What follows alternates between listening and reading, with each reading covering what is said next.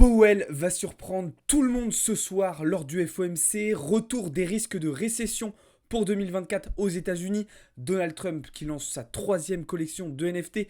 Bienvenue à toutes et à tous les amis dans cette toute nouvelle matinale trading avec beaucoup de choses à dire ce matin. Vous vous en doutez puisque ce soir a lieu le dernier FOMC de l'année 2023. Un FOMC qui va être très important, on va le voir, pas tellement sur la décision des taux d'intérêt directeurs qui, elle, est quasiment actée, mais plutôt sur la conférence de presse de notre cher Jérôme Powell qui suivra justement la publication des résultats. Juste avant de commencer, comme d'habitude, je vous invite à vous abonner si ce n'est pas déjà fait, à liker, à partager, à commenter et surtout à nous rejoindre dans le serveur Discord. Vous avez le lien dans la description. On va commencer avec un premier point, comme d'habitude, sur le marché crypto qui est totalement dans le rouge. Vous le voyez à l'écran ce matin. Un marché crypto en grosse difficulté et notamment du côté des altcoins. On a un Bitcoin qui corrige légèrement, vous le voyez, qui est repassé sous les 42 000 $. Ethereum qui repère plus de 2%, mais c'est surtout les alts, en tout cas certains altcoins qui sont en grosse difficulté. On pense notamment à Solana, à Avax, à ING, qui avaient été en fait les top performers des derniers jours. Malgré ça, on en a certains qui sortent du lot et qui s'en sortent bien. Je pense à ICP notamment, je pense à Neo, je pense à Atom et au FTT qui est toujours un petit peu à contre-tendance, à contre-courant par rapport au reste du marché. Alors, quelle direction va prendre Bitcoin désormais dans les prochaines heures et dans les prochains jours? Évidemment, c'est toujours une réponse très très compliquée à donner. Vous le savez, à court terme, depuis lundi soir, j'avais plutôt un biais légèrement haussier avec pour moi une possibilité pour BTC de revenir travailler en direction des 43 voire des 44 000 $. C'est ce que nous indiquaient les maps de liquidation, c'est ce que pouvait nous indiquer aussi le comportement des acteurs du marché à court terme. On va faire un petit point d'ailleurs sur la situation de l'open interest. Vous allez voir que ça bouge relativement peu. Alors je m'excuse derrière, il y a mon chat qui est en train de jouer avec la porte. Je vais juste intervenir. Voilà. Ah bah c'est bon, elle s'est arrêtée toute seule. Donc un open interest qui est très très calme depuis lundi, du fait qu'en fait voilà, on a eu une grosse baisse de l'open interest. Il y a beaucoup de gens qui se sont fait liquider. On a atteint à peu près les 500 millions de dollars de liquidation. Alors, à mon sens, c'est encore trop peu pour le moment. C'est-à-dire que c'est bien, mais c'est pas suffisant. Je pense qu'il serait intéressant d'aller chercher le milliard de dollars de liquidation. Mais peut-être que ça va être le cas dans les prochains jours. En tout cas, du fait qu'on a eu une grosse liquidation quand même sur le marché, on voit que l'open interest est très calme pour le moment. On a eu un petit peu de fluctuation sur les funding rates, mais c'est resté raisonnable. Et par contre, du côté des spots, on est toujours vendeur. D'ailleurs, je vous disais hier matin, élément assez intéressant, le fait que les whales, notamment les plus gros portefeuilles, donc entre 1 et 10 millions de dollars, n'avaient pas du tout profité de la correction du dip pour justement racheter, pour se repositionner. Et donc c'est un élément qui potentiellement peut nous faire dire que le prix pourrait et devrait descendre plus bas justement pour que les whales puissent se repositionner de manière plus agressive. Bon, maintenant, on peut noter quand même que on a échoué. On a échoué sur les 42 000 $, on n'a pas réussi à les repasser.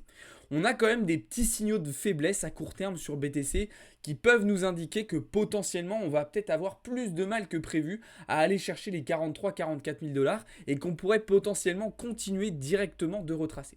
Alors moi, il y a une chose qui m'interpelle là actuellement sur l'order book, c'est cette zone. Regardez tous les ordres qui sont en attente aux alentours des 39 800 $, là en gros sous les plus bas du début de semaine, il y a énormément d'ordres limites qui sont placés.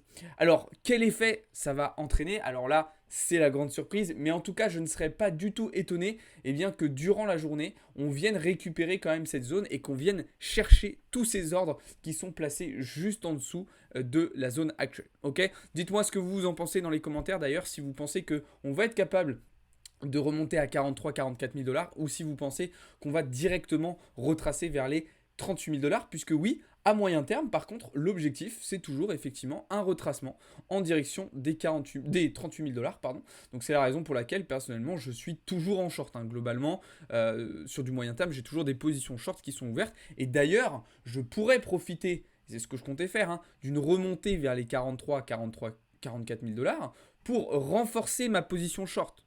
En fait. Mais là, j'ai pas d'intérêt à le faire maintenant, si vous voulez, puisque en renforçant ma position dès maintenant, je m'exposerais à davantage de risques si on était amené à remonter justement. Donc, j'ai pas d'intérêt à la renforcer maintenant, mais si le prix est amené à remonter, alors là, je le ferai sans problème, à part si j'ai des invalidations, bien évidemment. Ok, on va en reparler un petit peu plus tard, mais il faudra rester attentif quand même au FOMC ce soir, qui pourra bien évidemment avoir un impact assez important, assez conséquent sur le cours du Bitcoin. Donc il faudra être très très prudent vis-à-vis de ça.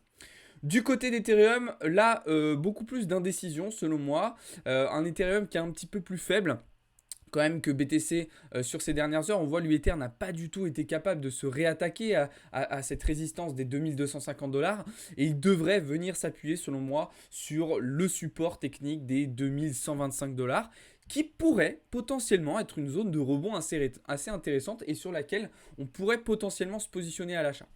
On va jeter un petit œil ce matin, vous allez le voir, à la dominance du Bitcoin. Le truc, c'est que la dominance du Bitcoin, elle est un petit peu en train de remonter. Alors, est-ce que c'est juste un petit retracement avant de repartir plus bas ou est-ce qu'on a une réelle inversion? Trop tôt pour le dire. Mais en tout cas, ce qui est sûr, c'est que du coup, ça a eu un impact sur la paire Ethereum BTC qui est, elle, redescendue. Alors, pour moi, c'est quand même plutôt bullish, d'accord, dans le sens où on a une sorte de bull flag là sur la paire Ethereum BTC, et que je me dis, alors là, c'est un scénario, voilà, une hypothèse que je vous fais, que potentiellement, si on a une continuation haussière de cette paire Ethereum BTC, qu'on a une dominance du Bitcoin qui continue de baisser, et bien qu'Ethereum pourrait profiter de ce rebond, justement, sur son support technique, pour surperformer Bitcoin pendant quelques jours, en tout cas peut-être jusqu'à la fin de l'année 2023, et du coup continuerait d'amener avec elle les altcoins. Voilà. Justement, en parlant des altcoins, globalement pour le moment je suis vraiment focus sur BTC et Ether, donc c'est vrai que j'ai relativement peu de scénarios sur les alts, hormis sur Matic, sur lesquels on s'est positionné, position qui vous avait été partagée dans le serveur Discord, donc très très beau trade pour le moment. Évidemment on a mis un TP très très bas, mais il y aura des prises de profit partielles, notamment sur cette belle zone là des 72-73 centimes, ok. Mais c'est vrai que globalement, à part sur le Matic et le PIT que je surveille toujours un petit peu, j'ai pas forcément de scénario actuellement sur les alts. Je suis vraiment focus sur BTC et Ether. Enfin bref. Voilà ce que je pouvais vous dire du coup sur le marché crypto. Je pense avoir fait le tour à peu près de ce que j'avais à vous dire ce matin. Bien évidemment, si vous avez des questions, des remarques, n'hésitez pas à les faire dans les commentaires et n'hésitez pas aussi à me le dire directement dans le serveur Discord. Ça sera avec grand plaisir. On va désormais se tourner du côté des marchés financiers traditionnels et on va commencer par revenir sur la publication des chiffres de l'inflation hier, puisque vous savez qu'hier on a eu les résultats de l'inflation aux États-Unis.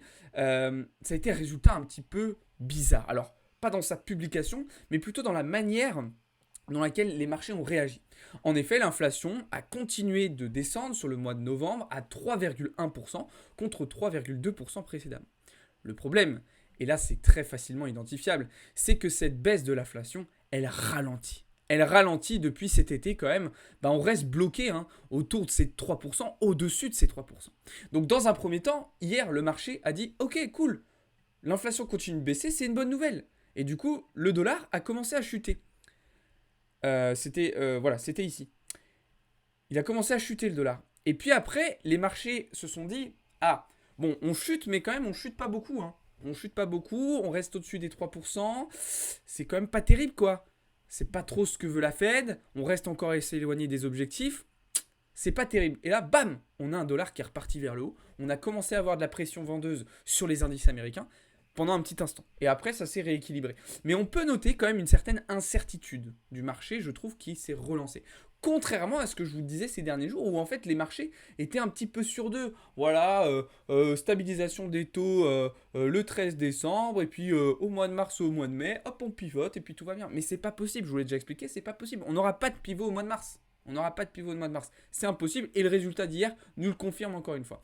Alors pourquoi je vous disais au début de la vidéo que Powell, selon moi, allait surprendre tout le monde ce soir? Oui, il n'y aura pas de surprise sur la décision des taux. On va rester très probablement à 5,5%. Là où va surprendre Powell, là où Powell va être surprenant, c'est sur son discours, sur sa conférence de presse. Pour moi, Powell va être beaucoup plus hawkish que ce qu'attendent les marchés.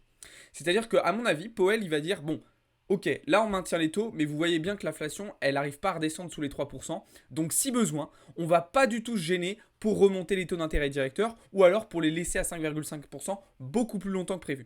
Donc en fait là les marchés sont trop confiants, mais à mon avis Powell ce soir va faire une piqûre de rappel à tout le monde, va faire un bon gros rappel à l'ordre en disant bah vous voyez bien que là ça va pas. Oui, on a eu des données encourageantes, mais là ça bloque. Et si ça bloque, bah, vu qu'on a une marge de manœuvre suffisante, vu que la croissance est remontée pour potentiellement remonter les taux, bah, on va pas se gêner à le faire. On va pas se gêner à le faire. Et donc pour moi, potentiellement ce soir, on pourrait avoir un fait assez marquant sur cette fin d'année 2023 et qui pourrait entraîner justement une baisse des marchés sur les 2 dernières semaines de cette année. Donc une remontée du dollar et des cross assets, Bitcoin, indices, qui eux perdraient de la valeur et commenceraient à se retourner avant potentiellement de nouveaux risques qui vont arriver sur 2024. Et là, c'est ce que je vous disais au début de la vidéo.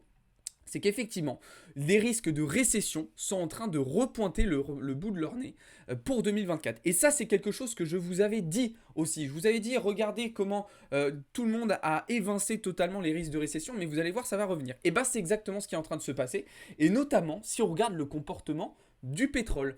Et oui, le pétrole, rappelez-vous, au mois de septembre dernier, quand il était remonté au-dessus des 83 $, je vous avais dit ça va être problématique parce que ça a un rôle sur l'inflation. Là, qu'est-ce qui se passe depuis plusieurs semaines? Le pétrole, il est en train de se ramasser la tronche totalement. Et ça amène un nouveau risque, le risque de récession. Si on regarde un petit peu dans le passé, à chaque fois qu'on a eu des récessions importantes aux États-Unis, le pétrole a eu un rôle prépondérant dans cette récession. Et aujourd'hui, il y a des risques, il y a des signaux d'alarme, des signaux d'alerte qui sont en train de s'allumer et qui nous font dire que potentiellement, ce risque pourrait revenir sur la table des sujets principaux pour l'année 2024. En plus de ça, donnée très intéressante, le nombre de faillites d'entreprises aux États-Unis est en train d'exploser à la hausse. Alors déjà, on est sur une tendance haussière assez importante. Depuis que la Fed a remonté ses taux en janvier 2022, on a quand même un nombre de faillites qui augmente. Mais là, regardez, depuis, j'ai envie de vous dire, globalement, le mois de mars et la crise systémique bancaire, bam, on est en train d'exploser. Et ça, évidemment, ça va venir taper aussi sur l'économie américaine et augmenter justement le risque potentiel de récession. Parce que si on a de plus en plus d'entreprises qui font faillite, ça veut dire qu'on a de moins en moins de valeur ajoutée qui est créée, on a de plus en plus de gens qui sont au chômage.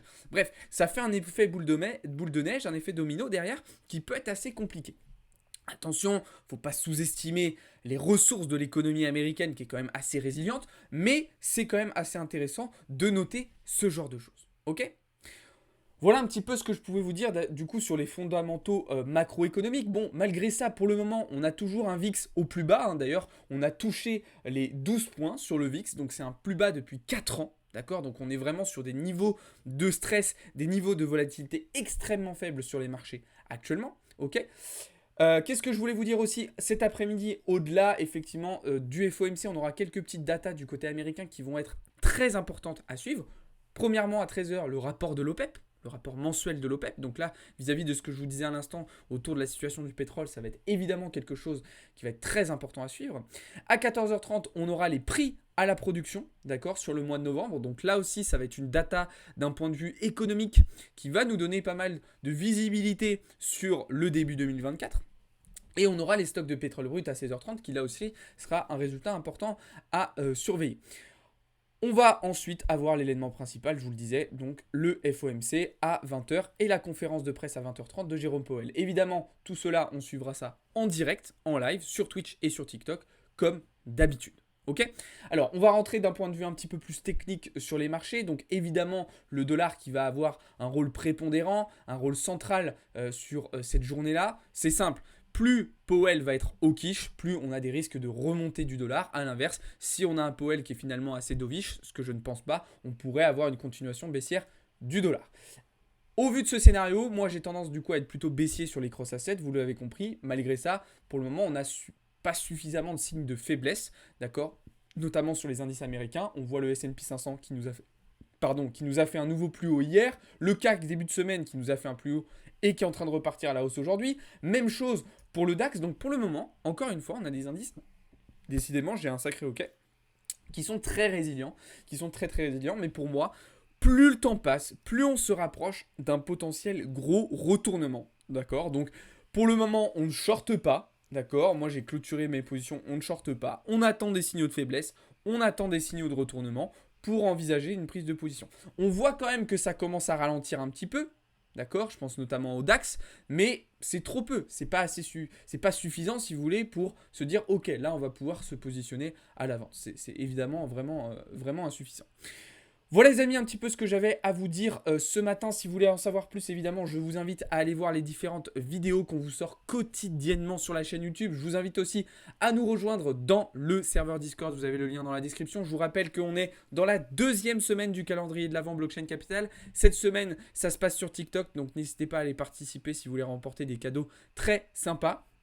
Et puis, je vais donc vous donner rendez-vous cet après-midi dans le serveur Discord et puis en live pour suivre tous ces événements très très importants pour identifier les différentes opportunités de marché qui vont s'offrir à nous et éventuellement prendre un certain nombre de positions.